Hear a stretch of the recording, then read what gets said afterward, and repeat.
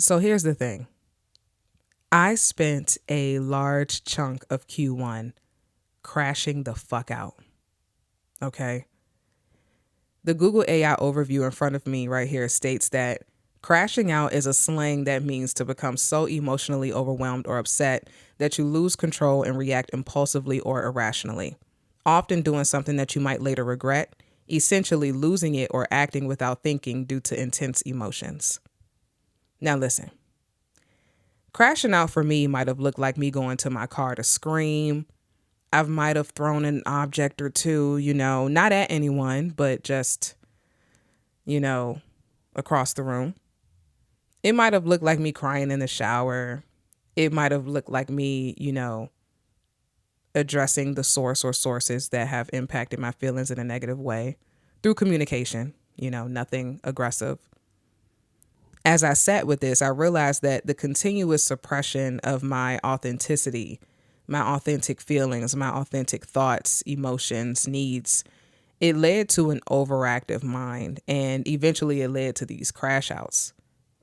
So I was experiencing these crash outs from January to March. Like, I don't know what was in the air. Well, January, I always feel like has a little bit of like the previous year left over. January was like, and then it just kind of trickled into February and March, but it was something.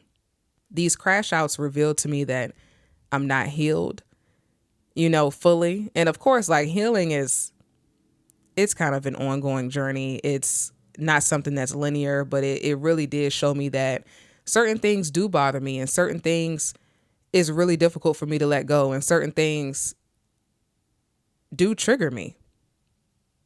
It really did reveal that. And as I went through these crash outs, it served as such a release. And honestly, it was very long overdue. And I take full responsibility for even letting it get this far in the first place.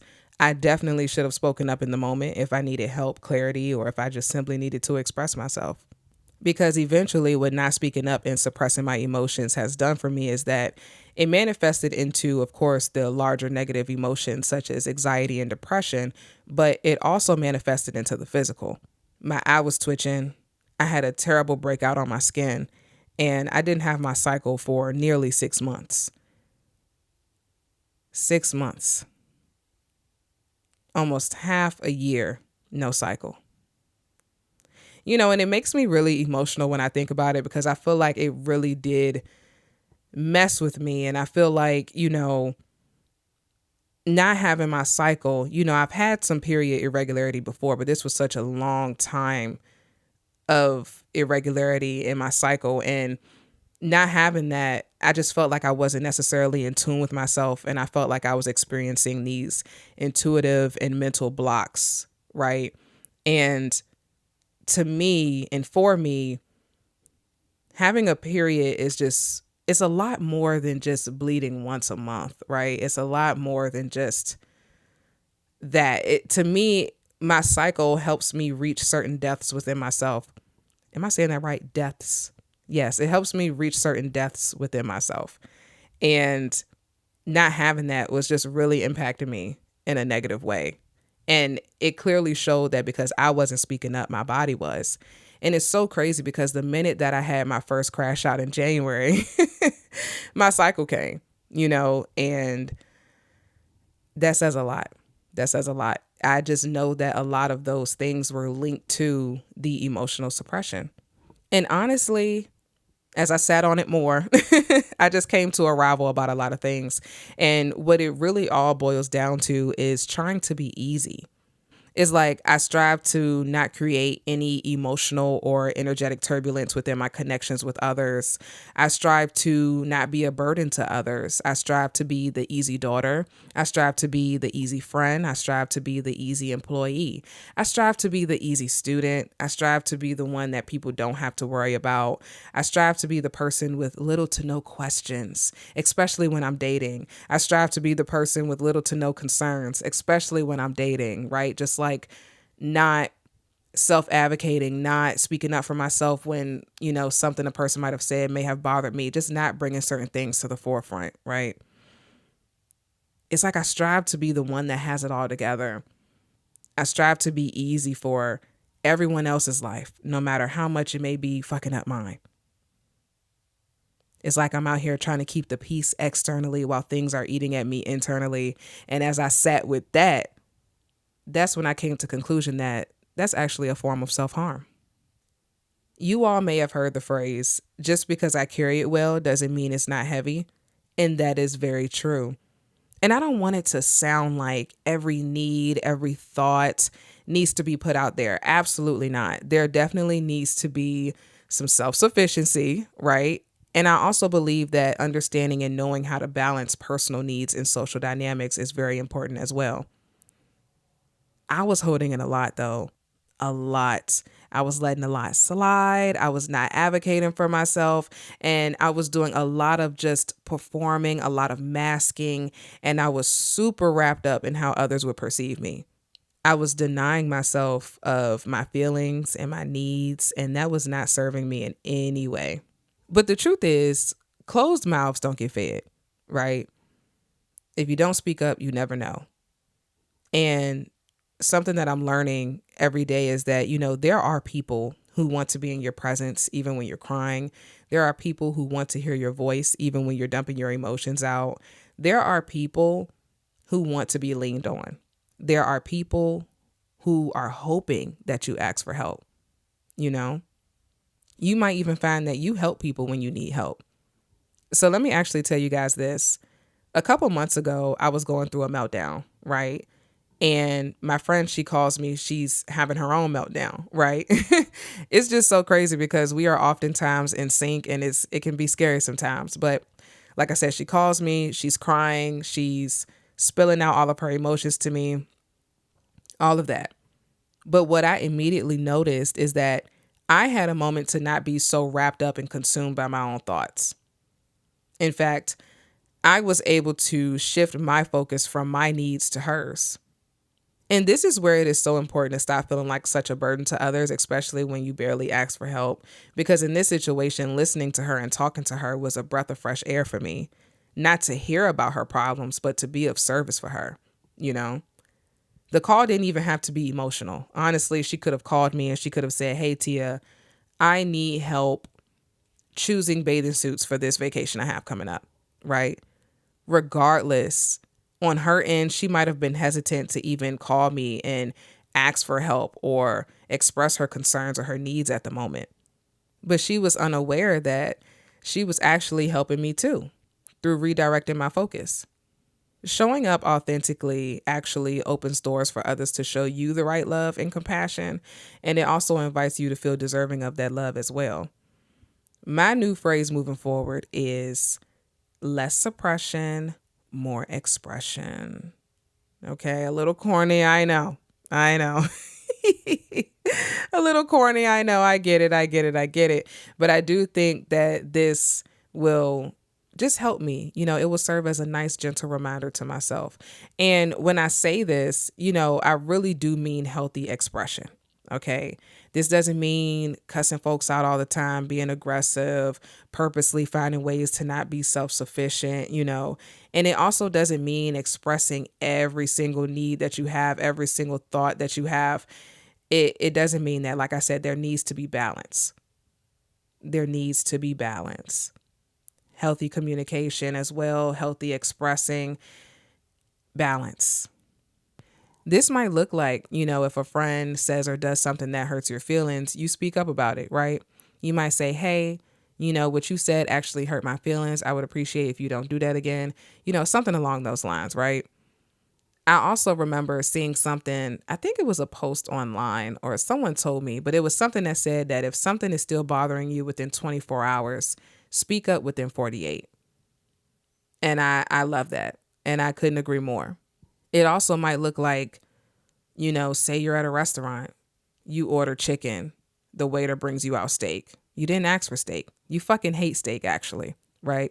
You hate steak, but you're in your head and you're like, actually, I'm not going to say anything because, and mind you, this still ties to people pleasing and being easy for others. You're in your head and you have this mindset that's like, actually, I'm not going to say anything because, I don't want to make the guy's job harder than what it is. And waiters are already super underpaid, so I don't want to do that. Now, I completely understand this way of thinking. I do. And I completely understand having grace for other human beings as well. But at the same time, you need to self advocate. You need to speak up for yourself. And this doesn't mean like approaching the situation as a bitch about it. All you have to do is say, like, hey, John, actually, yeah, I ordered the chicken, not the steak. And then, John, he says, oh, like, so sorry about that. Let me take that back to the kitchen, get that fixed for you. We'll get the chicken right out. And had you had that steak, you would have been pissed that you spent your money on something you didn't fucking like. And you wouldn't even have been able to enjoy the entire restaurant experience with your friends, family, whoever you went with. Or even if you went by yourself, you wouldn't have been able to enjoy the experience.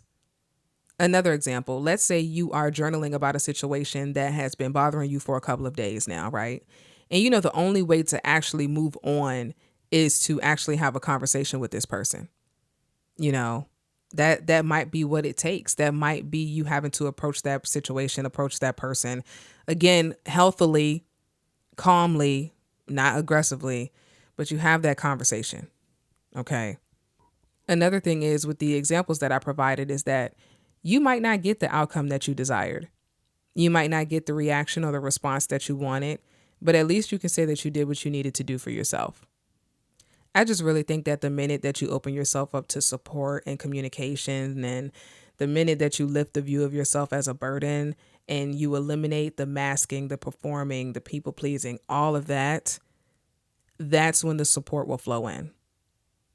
That's when your community and your tribe and the right people, the people that are in alignment for you, that's when those people will flow in. The people who accept you in your most joyous state or your most vulnerable state, those people who accept you as the whole you will flow in. Someone sent me a text 2 years ago that I revisit often because it reminds me of topics like these that we're talking about today, and I just love it. So to provide as much context as I can, in this screenshot, I actually have sent this person a voice audio message, and judging from the date, March 2nd, 2023, I already know what was going on around that time, okay? This was around the time where my job had just went through a merger and I was extremely stressed out. I was extremely, extremely stressed out, and I just felt like I couldn't show up and be a good friend for her. I felt like I just needed to just isolate and just withdraw and just, separate myself. And I just knew I couldn't, be the best version of myself for her and show up in that friendship in the way that I wanted to. And this was also weeks before I found out that I was going to be laid off. So I was going through some really tough times. And like I said, when I am going through tough times like that, I withdraw. I detach, I isolate, I go crawl into my little ball because my misery doesn't love company. And I don't want to ever have my friends feel like they are going through something with me. And, like I said, even though I'm learning that people are there for you. People will support you, will uplift you in those times. And it's something that I'm learning to become more open to receiving. I feel like I'm constantly in a state of giving, and receiving is very uncommon for me. So anyways, here's the text that she sent me in regards to me pulling away from the friendship just for that temporary time because of what I was going through. She says, I love you more. Take your time. And honestly, I just want to know that you're alive.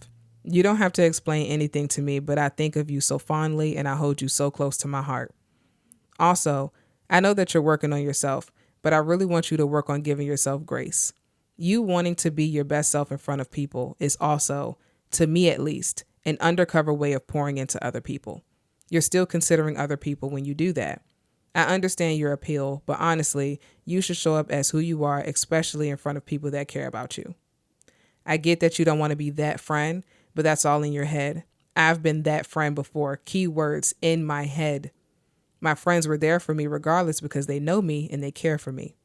You don't have to be pretty packaging all the time. Please don't think that. It's a hurtful, self-hateful disposition. I'm sorry that you're feeling low.